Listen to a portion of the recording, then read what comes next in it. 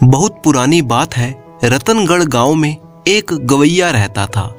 रामेश्वर नाम का ये गवैया शादी के मौकों या फिर किसी उत्सव पर गाने गाता था। गांव और नगर के लोग अक्सर ही उसे अपने उत्सवों पर बुलाते। रामेश्वर बहुत ही सुरीला गाता था। आसपास के कई राज्यों के लोग उसे बुलाते, इसीलिए उसकी आमदनी भी अच्छी थी। कई बार जब वह दूसरे राज्यों में गाना गाने के लिए जाता तो और भी ज्यादा इनाम मिलता था। परंतु वहां से वापसी के समय वह अपने धन को लेकर बहुत ही चिंतित रहता कि कहीं रास्ते में कोई चोर लुटेरे उसे लूट ना लें। परंतु सौभाग्य से उसके साथ कभी कोई अनहोनी नहीं हुई थी। वह सुरक्षित अपने धन के साथ घर वापस लौट आता था। गवैये रामेश्वर के पड़ोस में एक आदमी रहता था जो रामेश्वर से बहुत ही ईर्ष्या करता था। उसका मानना था कि रामेश्वर बिना कोई खास मेहनत किए ही धनी होता जा रहा है। जब रामेश्वर अपने घर पर अपने गाने का अभ्यास करता तो पड़ोसी को उस पर बहुत ही क्रोध आता। कई बार तो वह रामेश्वर से इस बात पर झगड़ा भी कर चुका था। वह रामेश्वर से कहता कि जब तुम अपने घर गाने का अभ्यास करते हो तो मेरी नींद खराब हो जाती है और तुम्हारी बेसुरी आवाज गधे की आवाज जैसी है।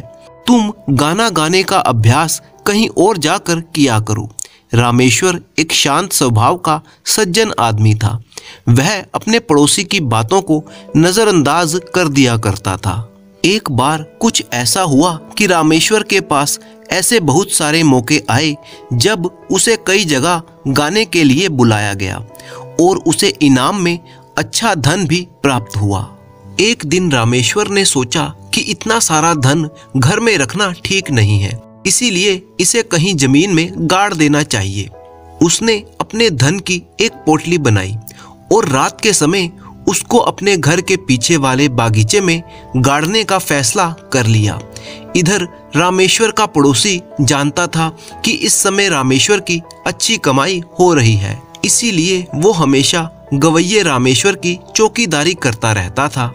जब रामेश्वर रात के समय बागीचे में अपना धन गाड़ने के लिए गया तो पड़ोसी जो कि उसकी निगरानी कर रहा था उसने रामेश्वर को देख लिया।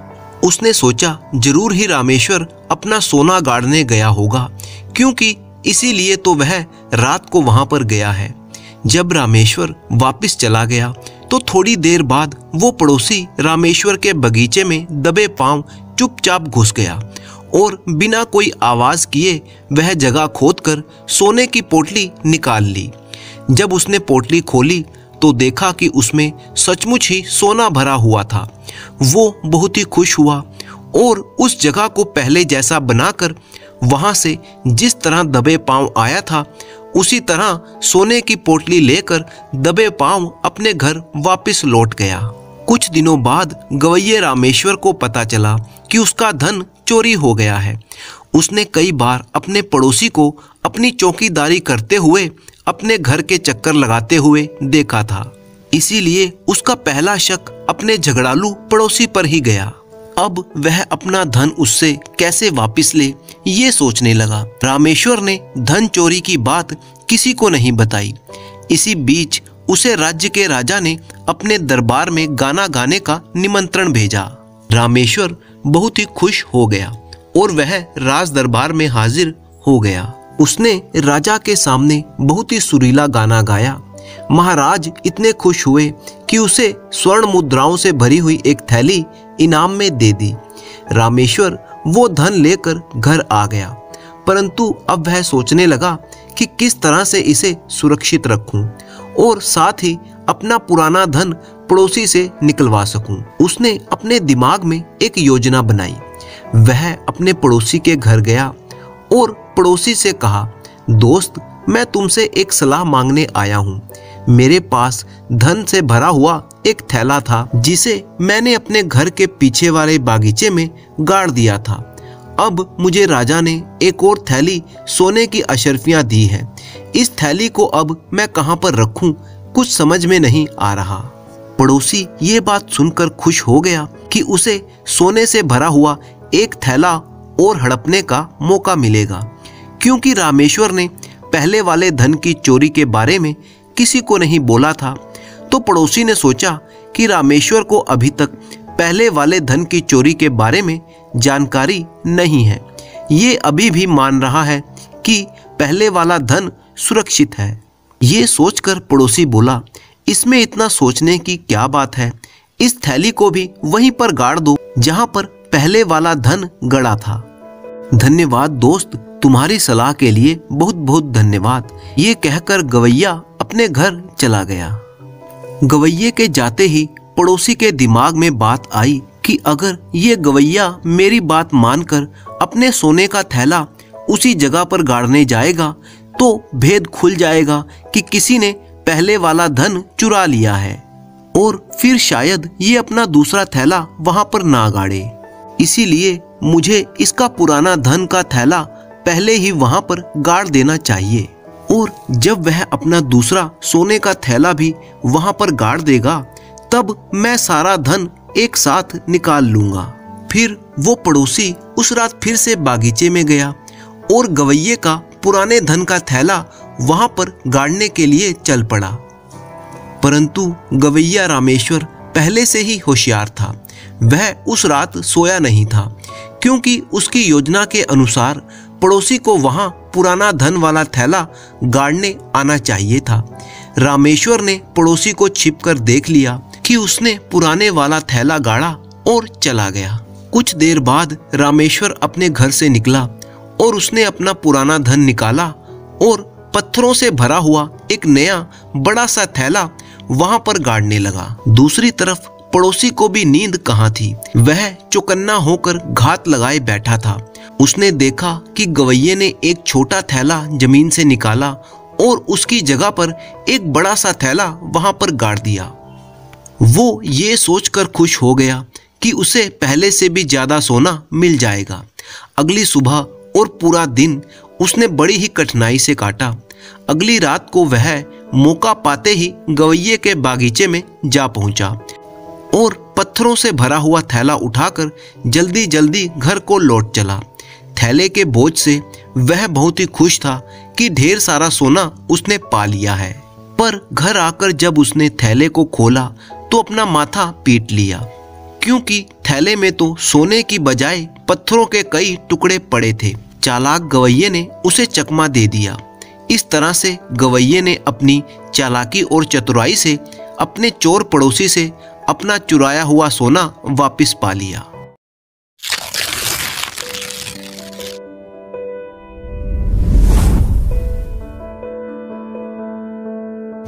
एक गांव में गोरख प्रसाद नाम का एक आदमी रहता था। उसकी एक सुंदर बेटी थी जिसका नाम था कमला। एक दिन कमला ने मंदिर से लौटते समय अपने पिता गोरख प्रसाद को दो अपरिचित व्यक्तियों से बात करते हुए देखा। गोरख प्रसाद ने उनसे कमला का परिचय कराया। कमला उन्हें प्रणाम करके भीतर चली गई। गोरख प्रसाद से बातचीत करने वाले वे लोग बाप बेटा थे। उस युवक को कमला ने अपनी एक सखी की शादी में देखा था। वह दूल्हे का दोस्त रविकांत था, परंतु कमला ये समझ नहीं पा रही थी कि रविकांत अपने पिता के साथ उसके घर पर क्यों आया है। इतने में गोरख प्रसाद घर के अंदर आया और कमला से बोला, ये लोग बड़े ही अमीर हैं। उस युवक ने तुम्हें कहीं देखा और पसंद कर लिया है, इसीलिए अपने पिता को साथ लेकर आया है। लेकिन उसका पिता कम से कम 10,000 दहेज के मांग रहा है। हम तो इतनी बड़ी रकम नहीं दे सकते, इसीलिए उन्हें नाश्ता खिलाकर भेज देंगे। कमला ने जल्दी जल्दी नाश्ता बनाकर उन्हें खिलाया। रविकांत से शादी करने में उसे खुशी होती, पर 10,000 दहेज कहाँ से लाएं? उधर पिता गोरख प्रसाद ने उनसे साफ साफ कह दिया कि वह 10,000 दहेज में नहीं दे सकता। तब वह लड़के वालों को विदा करने के लिए गली के नुक्कड़ तक गया। उन्हें विदा करके गोरख प्रसाद घर लौटा तो उसने अपनी बेटी कमला से कहा, बेटी, जो रिश्ता अपने आप आ गया उसे हाथ से जाने देना बेवकूफ़ी होगी। अगर तुम्हें यह रिश्ता पसंद है तो मैं उन्हें वचन दे दूंगा। दहेज कहाँ से लाएंगे बाबूजी? कमला ने पूछा। पिता ने कहा, जैसे तैसे मैं इंतजाम कर लूंगा। तुम्हारा चेहरा बता रहा है कि तुम्हें ये रिश्ता पसंद है। अगले दिन लड़के वालों के घर जाकर गोरख प्रसाद ने वह रिश्ता तय कर लिया और 15 दिनों के बाद शादी का मुहूर्त भी निश्चित हो गया। शादी से एक दिन पहले ही बारात आ पहुंची। पटवारी के घर पर बारातियों को ठहराया गया। कमला के घर पर शादी के गाने गाए जा रहे थे। तभी वहां पर एक आदमी आया और बोला, मैं रविकांत की पसंद को देखना चाहता हूँ, दुल्हन कहाँ पर है। उस आदमी की लंबी लंबी दाढ़ी और मूछें थी। वह बोला, मेरा नाम दाढ़ी सिंह है, मैं दूल्हे के पिता जैसा हूँ। कमला ने उस आदमी को प्रणाम करके आशीर्वाद लिया। वर पक्ष का आदमी समझकर गोरख प्रसाद ने उसकी बड़ी ही आवभगत की। इसके बाद वह दाढ़ी वाला वहां से निकलकर उस जगह पर जा पहुंचा जहां पर बारात ठहरी थी। वह दूल्हे के पिता से कहता है, मैं अपनी कमला की पसंद देखना चाहता हूँ, दूल्हा कहाँ पर है। मेरा नाम दाढ़ी सिंह है, दुल्हन मेरी बेटी जैसी है। दूल्हे के पिता राजनाथ ने दाढ़ी सिंह की बड़ी ही इज्जत की। रविकांत से उसका परिचय करवाया गया और वे बोले, ये तुम्हारे ससुर के बड़े भाई हैं। वह आदमी दाढ़ी सिंह कभी दुल्हन के घर पर तो कभी बारातियों के ठहरने की जगह पर चक्कर लगाता रहा। आखिरकार किसी को भी पता नहीं चला कि वह किस पक्ष का रिश्तेदार है। शाम के समय बारात के ठहरने वाली जगह पर राजनाथ अपने रिश्तेदारों से बात कर रहा था। तब दाढ़ी सिंह वहां पर आकर बोला, महाशय, थोड़ी देर के लिए आप बाहर आ सकते हैं, दहेज के संबंध में बात करनी है। दूल्हे का पिता राजनाथ झट से उठकर बाहर चला गया।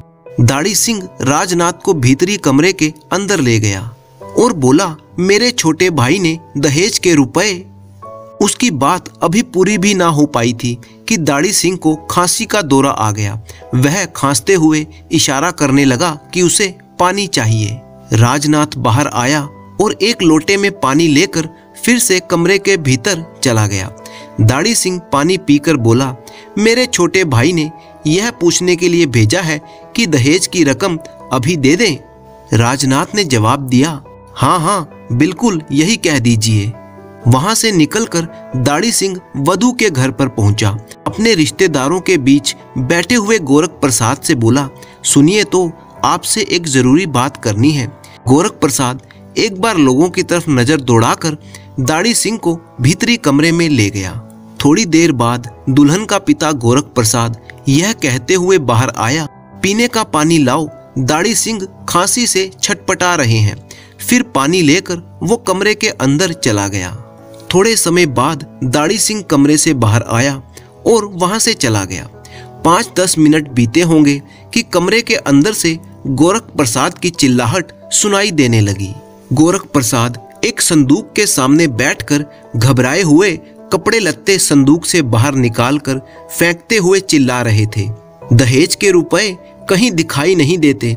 1000-2000 नहीं, पूरे 10,000 रुपए हमारे समधी ने अभी रुपए भिजवाने के लिए कहलवा कर भेजा है। ये दाढ़ी सिंह कह गया है। दाढ़ी सिंह को छोड़कर किसी ने भी इस कमरे के भीतर कदम नहीं रखा। खांसी के बहाने मुझे कमरे से बाहर भेजकर सारे रुपए हड़प कर ले गया।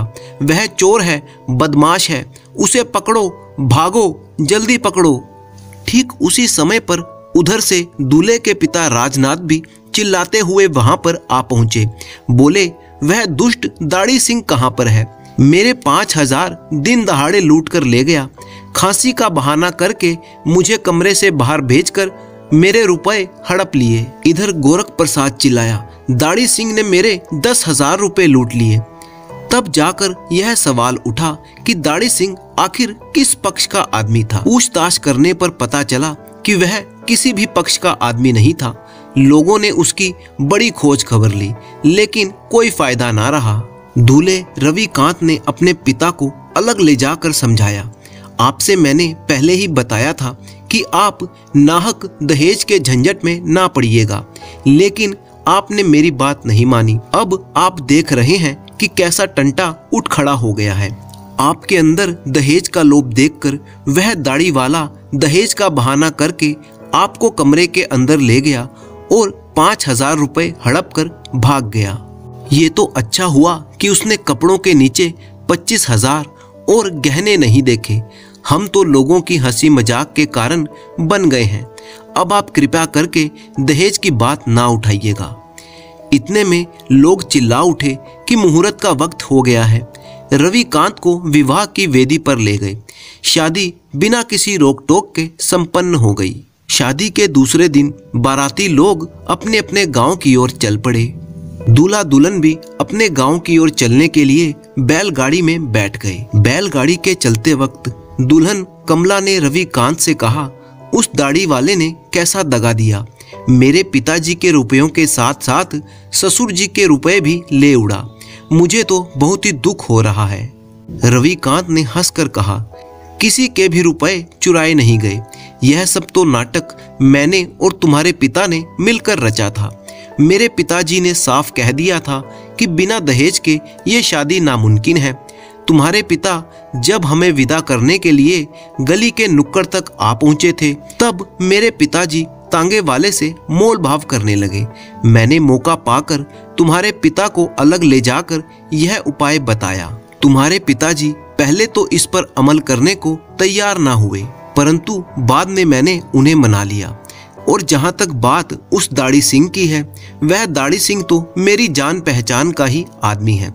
उसने अपनी बेटी की शादी के वास्ते मेरे पिता से 5,000 रुपए उधार मांगे।